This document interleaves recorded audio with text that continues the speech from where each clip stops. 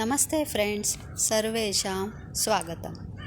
Today 9th ಶ್ಲೋಕ of Shri ನವಗ್ರಹ ಸ್ತೋತ್ರಂ. ಕೇತು ಪಲಾಶಪುಷ್ಪಸಂಕಾಶಂ ತಾರಕಾಗ್ರಹಮಸ್ತಕಂ ರೌದ್ರಂ ರೌದ್ರಾತ್ಮಕಂ ಘೋರಂ ತಂ ಕೇತುಂ ಪ್ರಣಮಾಮ್ಯಹಂ. Ketu Palashapushpasankasham, who looks like a palash flower that is red. Tarakagrahamastakam, who is the king of stars.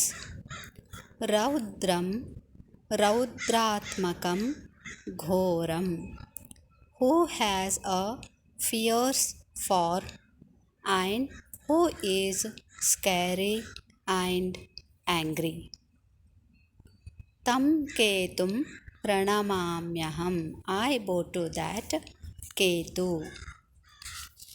Ketu ಯಾರು ಪಲಾಶದ ಹೂವಿನಂತೆ ಕೆಂಪಾಗಿದ್ದಾರೋ, ತಾರೆಗಳ ಗುಂಪುಗಳಲ್ಲಿ ಯಾರು ರಾಜನಾಗಿದ್ದಾನೆಯೋ, ಯಾರು ಹೆದರಿಸುವಂತಹ ಆಕಾರ ಹೊಂದಿದ್ದಾನೆಯೋ, ಯಾರು ಭಯಾನಕವಾಗಿ ಸಿಟ್ಟಿನವನಾಗಿ ಕಾಣುತ್ತಾನೆಯೋ ಆ ಕೇತುವಿಗೆ ನಾನು ನಮಿಸುತ್ತೇನೆ.